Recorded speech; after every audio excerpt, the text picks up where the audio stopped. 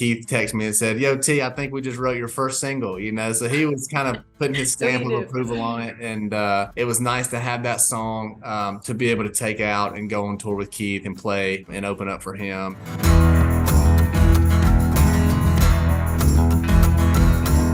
Hey friends, it's your girl Emily Curl with iHeartRadio, and today we're hanging out with country music superstar. We've got Tyler Hubbard joining us today as we celebrate his new debut solo self-titled album. Congratulations.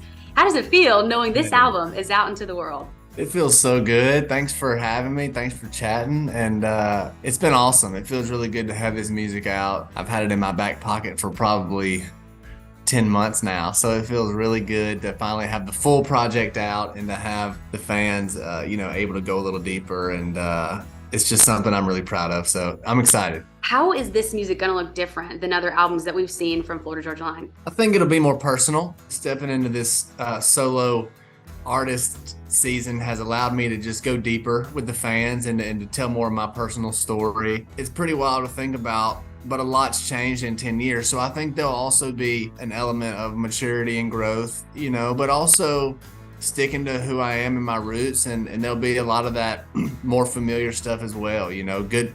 I still want my music to feel good and to encourage having a good time and to make people want to come hang out at shows and drink cold beer and sing songs at the top of their lungs. So I still, I haven't lost that, but I think now at 35, I'm able to go a little deeper. I'm able to get a little more real and have more life under my belt to, have experience and song, and just inspiration for songs and that type of thing. So I'm really thankful. Speaking of the tracks, 18 tracks on the album. You're a songwriter at heart. I don't know if people know this, but you've written over 100 songs for FGL, other artists.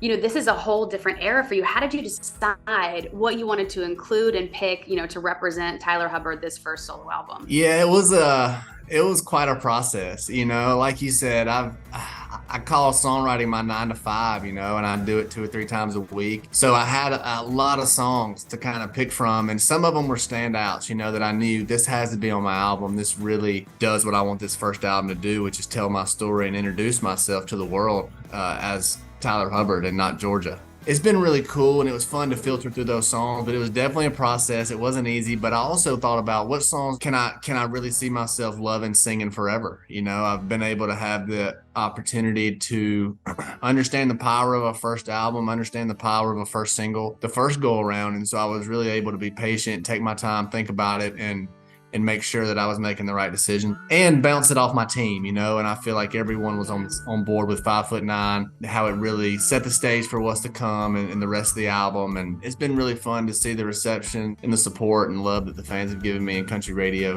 has given me. And it's been fun to put this project together and tell my story. Can I just say, Tyler, one of the best parts of my job is when we prep for these interviews, we get the pre-link for the albums. We get to listen to it. I have had yours on repeat, and I'm not just saying that, it is so good. So today we're going to be doing a fast track where I've picked a few of our favorite tracks from my end, from our producers end, and it was really hard to narrow that down, which I think is a great sign for an album. Love it.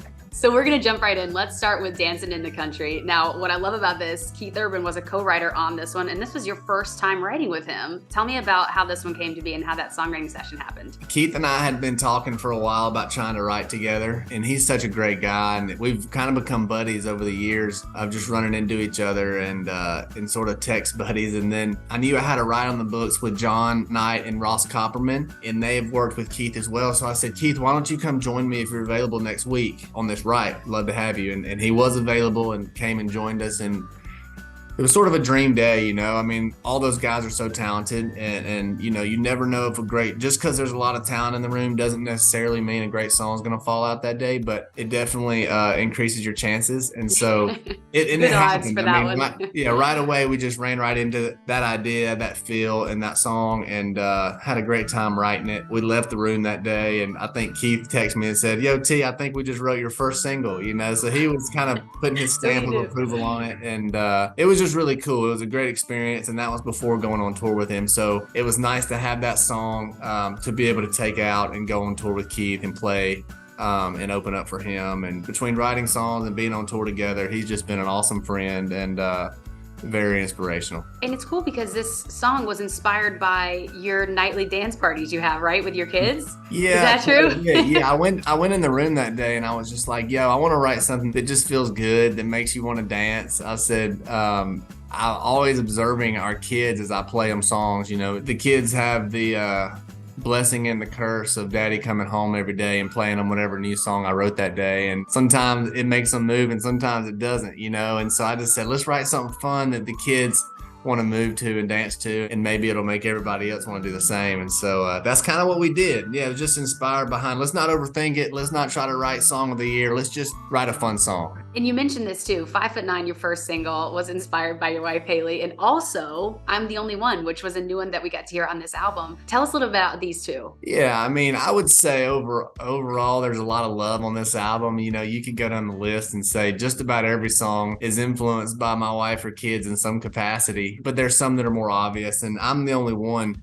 is definitely one of those. It's another simple, kind of fun love song and just an innocent but kind of playful, I'm the only one that gets to do X, Y, and Z, that gets to be your husband and gets to wake up in the middle of the night. I mean, it's just simple and fun, and it just feels it's still really such a good. bop. Yeah, still like still, a beat. Yeah. I wanted some songs like that express where my heart was, where my head was, but also, again, made you want to have a good time and felt good. So that's just one of those kind of songs. Next up, you have some other cool co-writes too. Me for Me, I love this when I initially heard it. Co-written with Russell Dickerson and Thomas Rhett, which what a crew you have. That was a special song, and those are two of my closest buddies that know me really well. And as I was sitting down writing with a new perspective of, after I knew I was going to put out an album, it was important to have that perspective of, all right, I'm writing to tell my story now. I'm writing to connect with the fans on an individual and personal level. So what does that look like? And it was important to have guys like that knew me really well and that could also write really well to help me tell my story. And so that's just a special song. We had a lot of fun writing it. And, I've looked up to those guys forever. And again, inspired by my wife and the relationship that we have and how she loves me for me, the good, the bad, the ugly, and, everything in between. And so I think that's just a gift in general and something that I really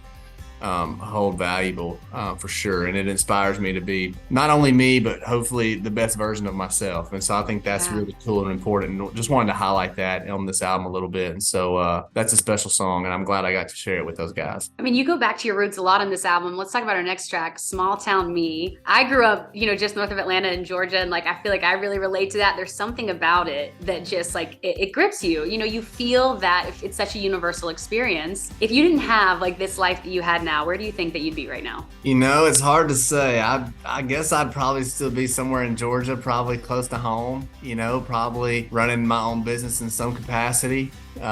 Maybe doing what my dad did, which was tree work, or maybe still washing cars, which is what I did in high school, ran my own car detailing business. But who knows? Life is crazy. That's one thing I've learned, is you just never know where it's going to take you. But I'm really thankful for, music and where it's taken me, and the fact that I get to wake up and do what I love every day. It's honestly the biggest blessing. By the way, I actually think it's definitely my top 3. This might be my favorite so far. Wow. I've had a few other people tell me that out of nowhere that they love By the Way, and it might be a sleeper on the album. It's pretty funny, but it's one of my favorites too. It just feels a little different. It feels fresh and sort of just, I don't know, sort of unique. And so yeah, I really like it. This was one of the first songs that I wrote when I decided, okay, I'm going to do this. I'm going to take this leap of faith and pursue this solo thing, and I'm going to make a solo album. And right after I decided that, I took 2 of my other really good buddies, Kanan Smith and Corey Crowder, to a lake house for the weekend. And I said, let's just start really diving into what this looks like. They're incredible songwriters. And I said, what does my story sound like? What does my music sound like? And we wrote By the Way and we wrote Way Home that weekend. And so those are 2 songs that were on the album that were pivotal in the beginning stages of making this album, and you can take those 2 songs and they're sort of on different ends of the spectrum. Yeah, it just left a lot of space there to kind of fill in and kind of started setting the stage for the album. Way Home. How important for you is faith at this part in your life or in this part of your career? It's very important. It's been a big piece of who I am for a long time and where I came from and how I grew up. And I would be selling the fans short if I didn't let them in on that side of who I am, and it's important to me. And so to get to not only highlight and introduce who I am to the world, but to get to tell them about, the spiritual side of who I am and my faith and the fact that I don't even think I'd be here without that in my life. It's a really important piece of who I am. And so I definitely didn't want to leave that out. And I thought Way Home did a really good job of painting that picture while also, telling my story. We obviously had to talk about Miss My Daddy, which was such an emotional song. Walk me through what that process looked like for not only writing the song, but then deciding to put it on this album. Yeah, I would say that song was like no other song on the album. It was a song that I wrote by myself, sitting on my bus one night, pretty emotional. It was a therapy session, if you will. I was just sort of had a friend that lost her dad recently, and I was sort of channeling the same emotion, and it was just taking me back to losing my dad when I was 20, and it was very emotional, and it was also super therapeutic to just pour my heart out onto the guitar and onto the song and onto the paper. And it was a song that I literally thought I would write for myself and maybe for a few close friends. And that would be it, and the song had other plans, as we were putting this album together, it kept sticking out as like a really unique, vulnerable, emotional piece of my story, but also a very important piece as well, and I wanted to showcase that side and to step into this new layer of who I am that I've never really got to talk about much before or showcase, within the dynamic of being in a band. And so it was important, I think. And I really hope that a song like that could bring healing and hope for other people who've lost somebody. And, there's nothing like it on the album. So I felt like, this is important to get this out there. And although it may be emotional and may be difficult to sing at times or even go there, I think it's an important piece of the first album for sure. So you lost your dad before he saw all of the 4th of July and take off, like all your music happen. If he could see you now, what do you think he'd say about all this success, your albums, the music? I think he'd be tripping out, to be honest. I often think about that. Even if he could see what a tour bus was like, I think he would flip out. But no, it's cool. He's definitely a big part of me being who I am and the inspiration behind even doing music. And so he was a huge fan of me just pursuing that even early on. So it's true what I say. I definitely miss him, and I miss him on a regular basis and think about him often. But it's fun to get to channel those emotions into music and, into my art. Okay, so Tyler, before we let you go, I thought we could just do a quick rapid fire based on your track list. So I'm just going to, say a line and you tell me the first song that comes to mind. Are you ready? I'm ready. Song that almost didn't make it on the album. Maybe Out This Way. Because it was a different feel of the other songs? Maybe so. And I just feel like I had a handful of songs that were like that one. And I feel like it was kind of hard to pick. But it also, again, was just that I couldn't wait to play that one live. It was like, man, this song rocks. So, we might still have few other jammers on the album, but this needs to be on there too. But yeah, I feel like that was one that sort of came in last minute and, wasn't a given right away. What about the opposite of that? What was the first song you knew had to be on the album? Probably 5'9". Okay, yeah. When I wrote that one, and actually that one came in pretty late too. So yeah, I was definitely riding with that headspace of I'm making an album and all that. But I remember that one was one of the last songs that I wrote and just fell in love with the demo and the song and knew this definitely has to be on the album. What about the one you're most proud of? Probably Way Home or 5'9". I think, but I'm really proud of all of them. I mean, it's hard. It's a really hard question. Good question, because they each hold such a special place in my heart, from the writing process to the studio to the stage. It's been, each song has a place in my heart, so it's hard to pick. But those two are really special for sure. You kind of answered this, but the song you can't wait to play live.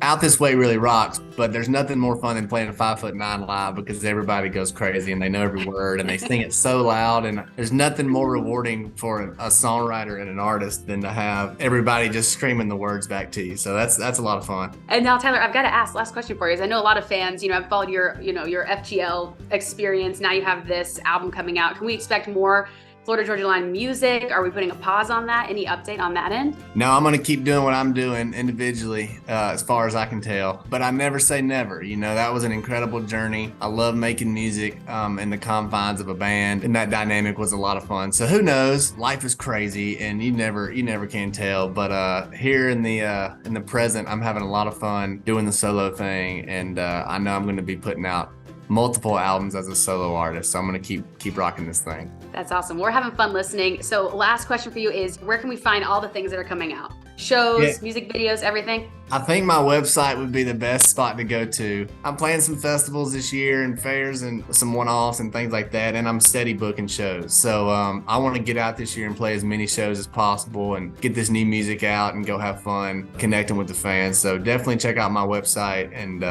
should have all the info you need. We can't wait to see that, Tyler. Congratulations again. So excited for you, your debut album. For everyone watching, make sure you go listen to Tyler's album. It's out now on iHeartRadio. And Tyler, hopefully we'll see you soon on the road at a show. Awesome. Yeah, come hang out anytime. I appreciate you chatting with me and look forward to seeing you again. Thanks, Emily. Love it.